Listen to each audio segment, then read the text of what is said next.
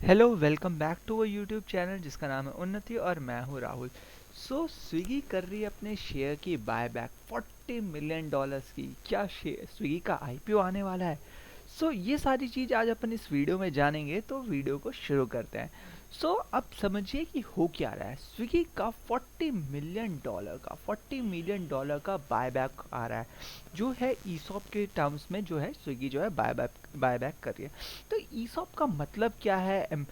ESOP का basically full form होता है एम्प्लॉय स्टॉक ऑप्शन। इसका फुल फॉर्म होता है, और ये कंपनी जो होते हैं ना, कॉर्पोरेट ज़्यादातर कर अपने एम्प्लॉयज़ को देती है इन टर्म्स ऑफ रुपीज़ के बदले, पैसे के बदले डायरेक्टली कंपनी के शेयर्स देती है।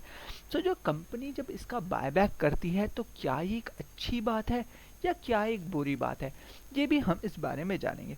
इस पूरे मैटर को समझने के लिए आपको समझना पड़ेगा कि स्टॉक बायबैक होता है क्या है, क्यों होता है। ये काफ़ी एक ना कॉन्ट्रोवर्शियल टॉपिक है। क्यों? क्योंकि वैसे तो corporates are free to buyback देश है, कभी भी अपने शेयर को बायबैक कर सकती है लोगों से या फिर उससे, बट कोई लीगल बाइंडिंग नहीं होती उनके खरीदने में। लेकिन जब ये कोई स्टॉक जो बायबैक करती है, तो बेसिकली मार्केट में उसका डिमांड बढ़ता है और मार्केट को मैनिपुलेट किया जाता है, तो इसलिए कभी कभार ये जो होता है ना, कॉन्ट्रोवर्शियल हो जाते हैं। बट स्विगी जैसी कंपनी जो अब तक लिस्टेड ही नहीं है एनएसई में, वो अपने शेयर्स को बायबैक कर रही है। इसके पीछे का प्लान क्या हो सकता है, ये इस बारे में अपन जानने की कोशिश करेंगे। उससे पहले समझते हैं बायबैक ऑफ स्टॉक होता क्या है। बेसिकली जब कोई भी कंपनी, जब आपको समझ सकते हैं, जो कोई भी कंपनी है अपने शेयर को इन्वेस्टर से वापस खरीदती है, उन्हें पैसा देके उनसे शेयर्स को वापस खरीदती है, तो उस एक्शंस को शेयर के बायबैक किया जाता है। अब दो कंडीशंस में कंपनी यूजुअली बायबैक करती है। पहला कंडीशन तो ये है, जब उनको अपने होल्डिंग का परसेंटेज बढ़ाना होता है, मतलब जो प्रमोटर्स ग्रुप है, इन्वेस्टर्स हैं, उनको अपने होल्डिंग में परसेंटेज बढ़ानी होती है, या फिर अपने शेयर होल्डर्स को जब वो कोई बेनिफिट देना चाहते हैं, पास ऑन करना चाहते हैं इन टर्म्स ऑफ छोटे छोटे, कि चलो आप शेयर्स लग के क्या करोगे, इससे अच्छा है कि आप बेनिफिट ले लो, उसे पैसे में कन्वर्ट कर लो, ईजी मौका देती है। इसलिए भी कंपनीज जो है बायबैक करते हैं। अब बायबैक नॉर्मली मार्केट में रेट से ज़्यादा रेट में होता है, इसलिए जनरली देखा जाए तो फिर बायबैक एक कॉस्टली ऑप्शन है। मैं कह रहा हूँ कि यूजुअली जो होता है ना, अगर आप देखेंगे शेयर प्राइस अगर 300 रुपीज़ में चल रहा है इस पॉइंट ऑफ टाइम में, फॉर एग्जांपल किसी का भी ले लेते हैं, और कंपनी हमेशा बायबैक को मार्केट से अबव प्राइस में बाइंग करती है, अबव प्राइस से बाइंग करते हैं, उससे क्या होता है, अगर आप समझोगे तो आपको लगेगा तो फिर तो ये कॉस्टली ऑप्शन है कंपनी के लिए, तो फिर कंपनी इस चीज़ को क्यों करती है। लेकिन सवाल यह है कि कंपनी बायबैक असल में करती क्यों है, ये एक बात जान लेते हैं। तो जैसे मैंने बताया था कि अपनी होल्डिंग बढ़ाने की कोशिश करती है, पहला मेजर रीज़न होता है जब कंपनी को पता है कि कंपनी की वैल्यूएशंस बढ़ने वाली है। जैसे कि अगर आज कंपनी ने बायबैक के लिए लॉन्च किया, तो कंपनी के इंटरनल प्रमोटर्स को ऑलरेडी कुछ चीज़ें पता होती है जो आपको शायद नहीं पता होती। तो कंपनी को लगता है कि हाँ, अब कुछ मार्केट में अच्छे मोमेंटम, कंपनी की वैल्यूएशंस बढ़ने वाली है, तो कंपनी एक बायबैक ऑप्शंस के लिए जाती है। दूसरा, जब आईपीओ आने वाले रहता है, मतलब कि कंपनी जब न्यू अपने आईपीओ लॉन्च करने वाली रहती है, तब उसके लिए कंपनी जो है यूजुअली अपने शेयर्स को, ईसॉप को बायबैक के लिए जाती है। तो ध्यान रखिए, ये सारे प्रोसेस में कोई भी प्रोसेस इलीगल नहीं है, ये सारे के सारे लीगल प्रोसेस हैं। तो फिर मैं क्यों इस बात कर रहा हूँ कि पहले कि स्विगी का ऑफर देख लेते हैं क्या है। तो स्विगी का जो बायबैक है, स्विगी ने अपने एम्प्लॉयज़ को स्टॉक के ज़रिए रेम्यूनरेट किया था, यानी पैसे के जगह उन्होंने स्टॉक ऑप्शन दे के रखा था। अभी स्विगी ने 2022 और 2023 में, मतलब आप बात करें नेक्स्ट 2-3 ईयर्स में, उसने अपने ईसॉप को बायबैक करने का रखा है, और इसके लिए कंपनी जो है 40 मिलियन डॉलर्स को इन्वेस्ट करने के लिए रेडी है लोगों के लिए।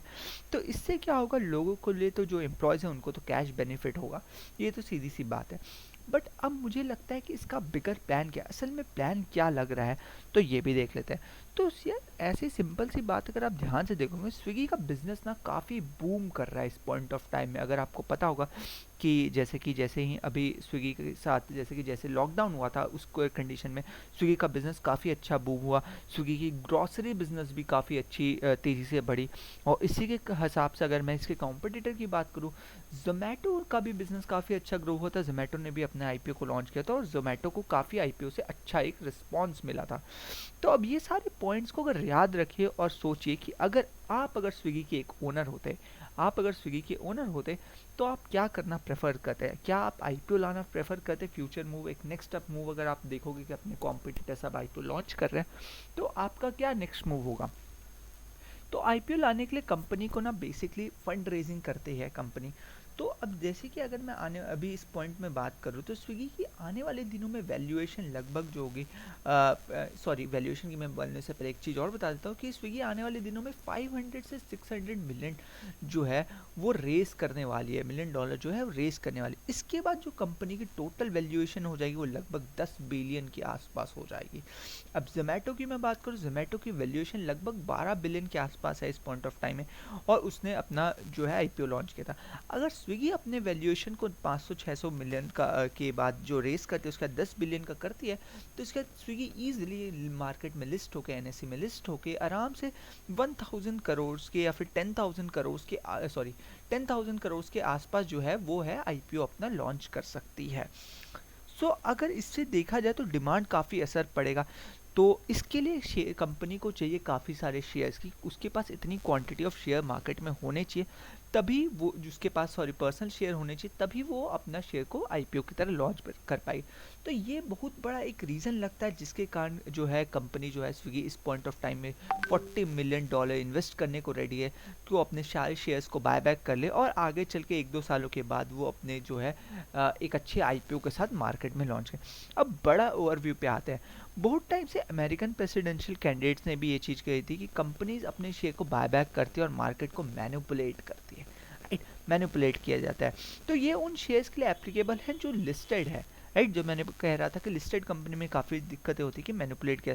देखिए आईपीओ आने के बाद अगर बड़े बड़े कॉर्पोरेट्स वापस मेजर नंबर ऑफ अपने शेयर्स बायबैक करते हैं, चाहे खुद के वो शैडो कंपनी हो या एजेंसी के जरिए कुछ भी हो, तो फिर ये एक डिमांड क्रिएट करता है मार्केट में, काफ़ी तेज़ी से डिमांड क्रिएट करता है। और जैसे जैसे डिमांड बढ़ती है लोग ऑटोमेटिकली वहाँ पे तेज़ी से इन्वेस्टर जो है, रिटेल इन्वेस्टर, वो काफ़ी तेज़ी से बढ़ना स्टार्ट कर देते हैं। और जब जो बड़े बड़े इन्वेस्टर्स हैं या फिर आप प्रमोटर्स ग्रुप्स हैं, उन्हें लगता है कि हाँ अब प्राइजेस जो है काफ़ी तेज़ी से बढ़ चुके हैं, वो अपने प्रॉफिट्स को अच्छे खासे प्रॉफिट में ऊपर साइड में सेल कर देते हैं, और रिटेलर जो सीधा जो शेयर प्राइस है तुरंत नीचे डाउन हो जाता है और रिटेलर इन्वेस्टर यहाँ पे ट्रैप हो जाता है। बट इस कंडीशन में स्विगी के लिए वो कंडीशन में वैलिड नहीं हो रहा। स्विगी के लिए तो मुझे इस पॉइंट ऑफ टाइम में सिर्फ और सिर्फ एक ही चीज़ लग रही है कि स्विगी अपना आईपीओ लॉन्च करने की शायद प्लानिंग कर रहा है, और इसलिए वो कंपनी में अपनी जो है ईसॉप को बायबैक कर रहा है, शेयर को बायबैक कर रहा है।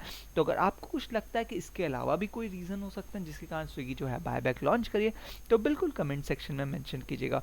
और अगर ये आप वीडियो अच्छा लगा तो बिल्कुल लाइक कीजिएगा, शेयर कीजिएगा अपने फ्रेंड एंड फैमिली के साथ, और अगर आप इस चैनल पे नए हैं तो सब्सक्राइब कीजिएगा। Thank you, have a nice day.